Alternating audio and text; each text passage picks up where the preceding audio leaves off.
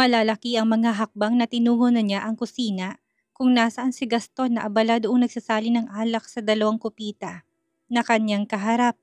Walang pag-aalinlangan na siyang niyakap ni Nati mula sa likuran sabay dungaw ng muka sa bandang gilid ni Gaston upang tingnan ang ginagawa. Napangiti na naman ang gobernador sa ginawang yon ng kasintahan. Sa isip ay ang cute talaga nito dito. Umamin ka sa akin, Gov. Sa ibang apartment na to? May hinang tumawa si Gaston na binuhat na ang mga kopita ng alak at iniabot ang isa noon kay Nati na nakayakap pa rin sa katawan niya kahit na nakaharap na siya sa nobya. Nakatayo na ito ng maayos. Sinandal pa ng gobernador ang kanyang likod sa counter upang mapagmasdan lang na malaya si Nati. Sa atin ang apartment na to, Natalia. Here, let's celebrate, baby. Umang pa niya sa baso ng wine dito. Tinanggap yon ni Nati gamit ang isang kamay pero ang isang braso niya ay nanatiling nakayakap pa rin sa mainit na katawan ni Gaston. Ayaw niya ditong bumitaw. Hindi na siya naiilang, sobrang comfortable niya na. Umakbay naman ang isang braso ng gobernador sa nobya na nakatingin pa rin sa kanyang mukha. Nakanguso ulit na para bang muling sinusukat ang pasensyang meron ng nobyong si Gaston. Hindi mo ba nagustuhan ang lugar? Ang interior design? May gusto ka pa bang ipabago at palitan, baby?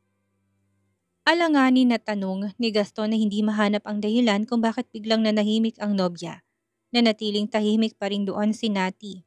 Gusto niyang buksan ang usapan tungkol sa kasal pero magiging insensitive siya dahil napag-usapan na naman nila yon dati pa bago siya bumaba at kapag inulit niya, bakang lumabas ay ang desperada naman niyang maitali sa gobernador. Isa pa ang dami pang iniisip ni Gaston, kaya nakakahiyang dagdagan niya pa. Ibinaba na ni Gaston ang hawak niyang baso ng alak. Kinuha na rin niyang baso ni Nati at hinarap ang babae. Tinignan niya ito ng malalim ang mga mata. Natalia, sa ngayon, hindi pa tayo pwedeng magpakasal pero promise, magpapakasal tayo para maging legal ang ating pagsasama. Hindi rin tayo pwedeng magkita sa mataong lugar kahit na gusto ko dahil sa isa kong politician at marami ang mainit na mga mata sa akin na tsak na hindi magiging maganda para sa'yo. Nanatiling tahimik pa rin si Nati na nakatingin kay Gaston. Hindi rin tayo pwedeng laging sa hotel suite na lang magkita dahil ayaw kong isipin ng mga staff doon na isa kang bayarang babae na kailangan ko lang ng ilang gabi kaya pumupunta doon para magbigay ng aliw. Gusto kong lugar kung saan natin pwedeng gawin ang lahat ng mga gusto natin. Ang malaya tayo, baby. Hinapit na ni Gaston sa bewang si Nati, dahilan para mas mapalapit pang katawan nito sa kanya. Yumakap na naman si Nati sa katawan ni Gaston upang tumbasan ang ginagawa nito sa kanya ngayon. Kaya marapat lang na magiging live-in partner na muna tayo. For the meantime lang naman, Natalia. Kumbaga, trials. Bahay natin ang apartment na to. Asawa mo ko na mangyayari naman sa future at may bahay kita. Nakukuha mo ba ang vision ko? Pribadong lugar ito. Nang makababa si Nate, pinag-isipang mabuti yan ni Gaston. Masyadong malayong Maynila sa kanya. At sa uri ng trabaho niya, mahirap kumuha ng oras para palaging bumaba. Ito ang naiisip niyang paraan. Palagi siyang bababa, lalo na kapag weekend para puntahan si Nati sa apartment na yon. Friday night pa lang, naroon na siya. Umaga na rin ng Monday siya babalik ng Baguio. Mas marami silang oras. Ayaw mo ba, Natalia? Tanong ni Gaston sa gitna ng pananahimik niya. Yung totoo, ayaw mo ba ng ganitong setup? Nanatili pa rin tahimik doon si Nati. Masyado siyang overwhelmed. Pakiramdam niya panaginip lang yon. Hindi naman siya nag-iinarte pero parang ang bilis naman yatang matupad ng mga pangarap lang niya dati. Kamakailan lang pinagpapatasyan pa lang niya ang gobernador sa kasal ng hipag at kapatid. Tapos ngayon may apartment na silang dalawa at palagi pa itong pupunta. Totoo pa ba yan sa kanya? Pwede mo ditong dalhin yung lovebirds natin. Uminom ng wine si Gaston mula sa kanyang baso. Bigla siyang kinabahan sa pananahimik ng nobya. Tatanggi ba ito? Hindi niya alam ang mararamdaman kapag sinabi nitong ayaw niya ng ganong setup nila. Nang muli niyang tinignan si Nati ay nakatitig pa rin ang inosente nitong mga mata sa kanya. Hilaw na siyang ngumiti. Parang mabibigo pa yata siya ngayon. Hindi niya rin naman pwedeng ipilitin kung ayaw. Natalia, kung ayaw mo naman na, biglang naputo lang sasabihin niya ng tumingkayad si Nati at abutin na nito ang labi niya. Hinalikan niyo ni Nati ng ilang minuto na sa sobrang sarap ay parang makakalimutan ni Gaston kung tungkol saan ang kanilang kasalukuyang pinag-uusapan ng nobya. Hinapit niya pang lalong katawan nito palapit sa kanya. Oo naman, Gaston, sino ba naman ako para tumanggi? Sobrang mahal na mahal kaya kita. Kung aayain mo nga lang ako na magpakasal ng sikreto ngayon, malamang payag na payag din ako doon. Sambit ni Nati na pinaparinggan si Gaston na pwedeng ganon dahil sa ginawa noon ng kapatid niya at hipag na sikreto lang at ang ama lang din nila ang siyang may alam. Aminin niya man o hindi, gusto niya pa rin ang ganon ang mangyari sa kanila kahit na napagkasunduan nila noong una na magsasama na muna sila. Hindi kita tatanggihan.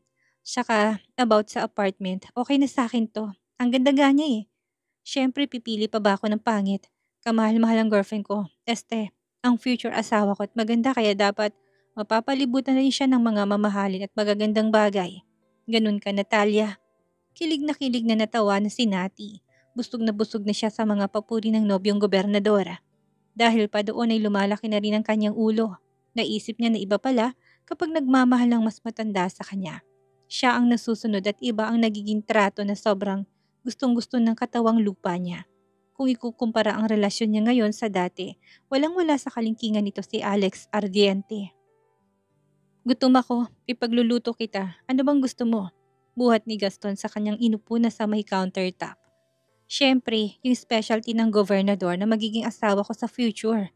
Banat ni natin na panandali ang kinatigil ni Gaston.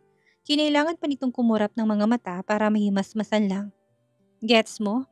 Alright, magluluto ako ng Italian pasta ala Gaston para sa future Mrs. Barcelo. Pindot pa ni Gaston sa ilong ni Nati matapos itong ilang segundong halikan sa kanyang labi. Sasarapan ko, gaya ko para sa'yo. Kinilig, ngunit malakas na natawa na si Nati na pinalo pang isang balikat ni Gaston na nanatili pa rin sa harapan niya at nilaro-laro ang kanyang buhok na bahagyang magulo. Nakayakap pa rin ito sa kanya kung kaya naman wala siyang ibang choice. Kung hindi ang yakapin ng dalawang binti ang bewang ng gobernador upang iparamdam ang pagiging sweet din niya. I'm not kidding, Natalia. Marunong ako magluto ng Italian pasta. Hindi ka naniniwala? Tutok na tutok ang mga mata na tanong ni Gaston sa nobya. Saglit nga lang at ipapatikim ko sa'yo ng maniwala ka. Para matapos na ang usapan tungkol doon ay tumango na lang si Nati kahit na hindi naman siya nag-expect na magaling ang gobernador. Pero dahil siya masarap maglutong hipag na si Krisa, kaya lumaki na rin ang expectation niya sa nobyo. Curious din naman siya kung anong pasang sinasabi nito kahit na nakatikim naman na siya ng Italian pasta na gawa sa resto. Hindi na bago yon sa kanya. But since ang nobyong magluluto, yun ang mas nagpa-curious pang lalo. Oo na, sige na, galaw na nang matikman ko na. Siguraduhin mo lang na kasing sarap mo yan ha. Natawa ng mahina si Gaston na tila ba hinahamon siya ng nobya. Pinanood ni Nati si Gaston na gumalaw at kunin ang mga kailangan niya sa mga cabinet sa kusina. Gusto niyang tumulong pero baka madistract lang ang gobernador kaya naman nanatili lang siyang nakaupo sa countertop. Panay naman ang lingon ng gobernador na panaka-naka lang ang ngiti sa nobyang alam niyang pinagmamasdan siya. Mag-isa ka lang ba ngayon na bumaba? Ako lang. Nasaan ang mga bodyguard mo? Hindi ba't delikadong mag-solo ka lang? May pag-alala na sa kanyang tinig. Politiko ito at hindi basta-basta lang pipitsuging politiko. Dapat palagi itong may kasama. Sa susunod magsama ka, alam mo naman kung gaano kadelikado na ikaw lang, hindi ba? Sobrang delikado. Pinili ni natin na magsalita dahil wala lang, gusto lang niya na magkaroon ng normal silang conversation. Kasi naman kapag magkadikit sila, hindi nila mapigilang mag-init ang katawan na kung saan-saan uuwi. Para sa kanya ayun ang best time na paminsan-minsan ay magkakaroon din sila ng pag-uusap na dalawa. Oo naman, meron kaya huwag ka na mag-alala. Nandyan lang sila sa paligid, invisible nga lang. Yung secretary mo, bakit wala siya ngayon dito? Hindi ba't ayaw mo mapahiwalay siya sa'yo? Tumigil na sa kanyang ginagawa si Gaston upang harapin at sagutin ang mga katanungan ng nobya. Nakabakasyon ng araw na yun ng secretary at bukas pang usap nilang bababa ito para sunduin siya. Kasama ang driver. Napag-usapan na nila yon. Kailangan din ito ng minsang pahinga ng katawan at isip. Gusto mo bang palagi siyang nasa paligid natin? Ayaw mo ba na masolo lang ako ngayon? Napaawang ng bibig ni Nati. Hindi niya inaasahan na yun ang sasabihin ng gobernador. Sanay kasi siyang nariyan ng secretary at kahit naman nariyan siya, kapag ginusto ni Gaston ay nagagawa naman niya. Hindi naman yun big deal sa secretary nito. Sadyang nasanay lang talaga siya sa presensya nito dito.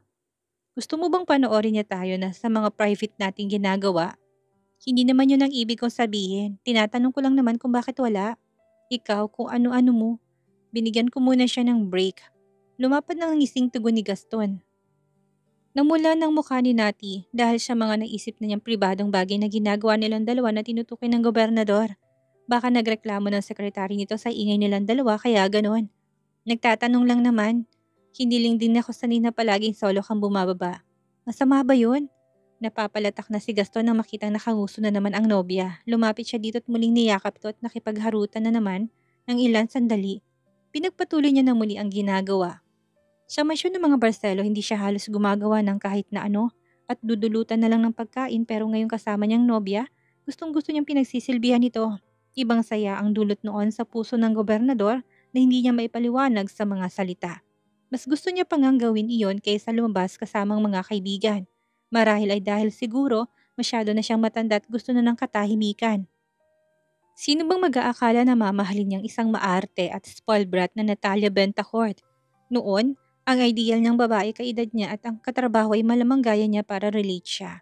Kaya naman nang makilala niya si Nati, nag-alinlangan pa siya. Yun nga lang, hindi niya rin mapigilan ng puso. Mahal na mahal niya na si Natalia Bentacourt kumpara sa estrangherong babae noon na sa Hong Kong. Ito na lang ang babaeng pangarap niyang makasama.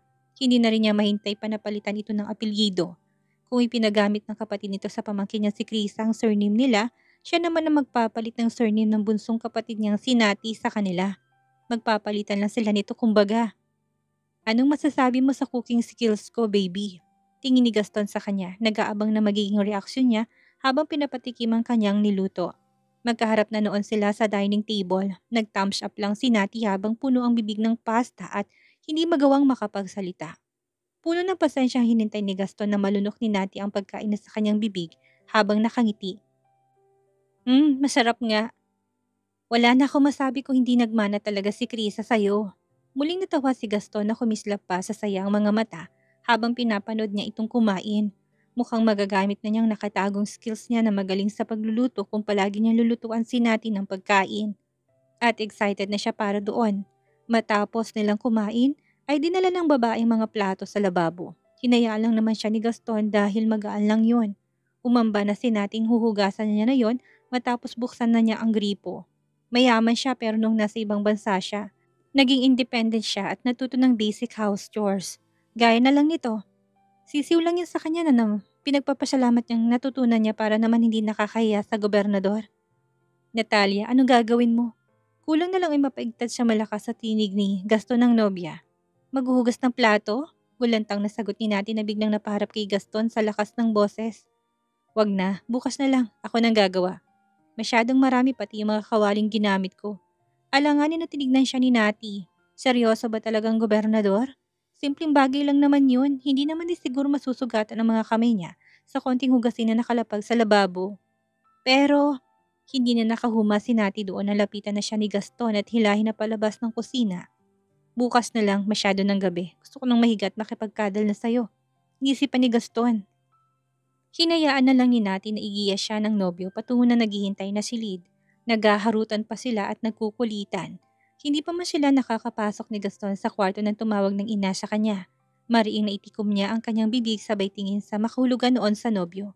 So menyas naman itong mauna na siya sa kwarto at manatili na lang muna si Nati sa labas upang kausapin na munang ina. Sanay na magsinungaling si Nati, ngunit noon lang siya kinabahan ng sobra dahil lantarang magsisinungaling sa ina at paniguradong maririnig pa yun ng taong mahal niya. Ganun pa man ay wala naman siyang choice. Hello, ma'am. Hindi ka pa ba uuwi? Ang sabi ng daddy mo, lumabas ka. Aba, anong oras na, Natalia? Nakagat na ni Nati ang kanyang labi. Gaya ng sabi niya, sanay siyang magsinungaling pero hindi ngayon. Sa unit ako ni Farah matutulog, ma'am. Ha? Ang sabi ng daddy mo. Kausapin mo pa si Farah mamaya, naliligo pa siya eh. Intensyon na pinatay ni Nati ang tawag at tinawagan ng kaibigan upang ito'y kunwaring tumawag sa ina. Kailangan niyang magpatulong dito upang maging matagumpay ang pagsisinungaling na ginagawa niya. Sige na, Farah. Ngayong gabi lang naman eh. Pagtakpan mo na ako kay mommy at daddy. Sige na, girl. Ha? Nasa ka ba? Sino kasama mo? Inosenteng tanong ng kaibigan niya na bulabog sa mahimbing na pagtulog. Wala siyang kaalam-alam na siyang ginawang dahilan ng kaibigan niya. Walang choice. Sinabi ni Nati ang totoo dahil alam niyang hindi siya nito tutulungan kapag hindi siya nagsabi ng totoo at nagdahilan lang ng kung ano. Pikit ang mga mata siyang umamin sa kaibigan niya. What the heck, Natalia? Seryoso? Magkasama kayo? Goodness, kinilig naman ako sa inyo. Reaksyon nitong kinaikot ng mga mata ni Nati. Na-imagine ang itsura ni Farah habang kinikilig. Kaya ikaw nang bahala ha. Pagtakpan mo na ako basta kahit na anong dahilan pa yan. Bahala ka na. Alright, Natalia Bentacord. Please enjoy the night. Makahulugan pa nitong sinabing ng asar ng tono. Alam ni Nati kung anong tinutukoy nito. Pareho silang lumaking liberated sa bansa. Kaya naman para dito'y normal ng kanyang ginagawa. Sulitin mo yan. Tapos syempre, ikwento mo sa akin. Salamat girl. Bawi ako sa'yo soon.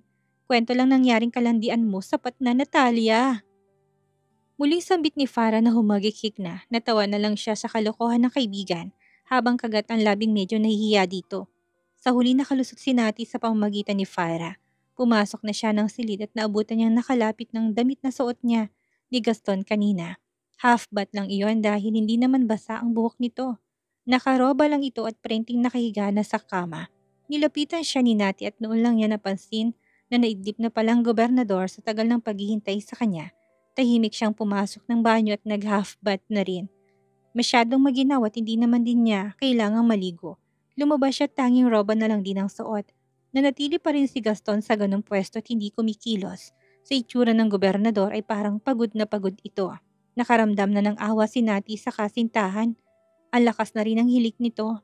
Patunay na pagod talagang katawang lupa niya sa maghapong nagdaan tapos bumaba. Good night, Governor Barcelo. Pinadiin pa niya ang ilaw sa silid at maingat na sumampa siya ng kama. Dahan-dahan na siyang nahiga sa tabi nito, ngunit saktong lapat ng likod niya sa ibabaw ng kamay gumalaw ito't nagdilat ng mga mata.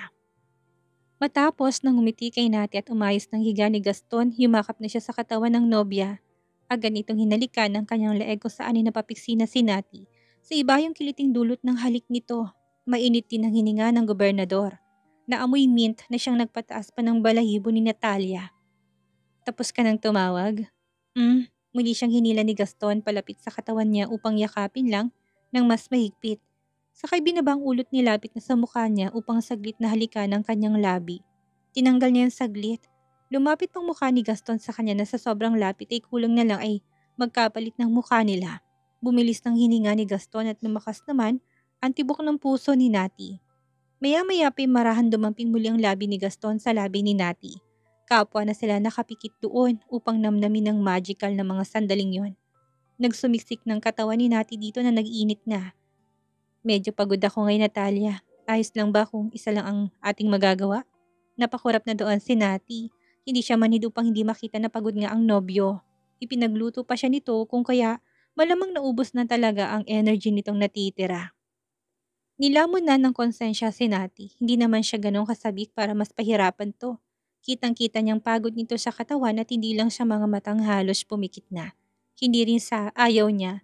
Sa katunayan ay excited na nga siya na muling gawin nila yon pero mas nananaig sa kanya ang bulong ng konsensya na pagpahingahin na ito. Ayos lang. Last day na menstruation ko ngayon. May konting patak pa. Bahagyang namilog ang mga mata ni Gaston. Ilang sandali ay natawa. Humagod na sa pisngi ni Nati ang mataas na bridge ng ilong ng kasintahan nang humalik muli ito sa kanyang labi. Maya-maya ay bumulong. Pwede na yan. May lahi naman akong vampire, kaya ayos. Hindi na natapos yun ni Gaston dahil sinabunutan na siya ni Nati upang pahigain ng maayos sa tabi niya. Yakap na lang muna tayo. Hindi naman natin kailangan gawin palagi ang bagay na yon. Hindi siya pinilit ni Gaston. Mababanag ang pagkabigo sa kanyang mukha pero ayos lang din naman. Naisip niya na marahil ay sadyang ayaw ng nobya. May bukas pa naman kung saan ay malakas na nga siya. Huwag mo akong sabunutan. Gusto mo ba akong makalbo?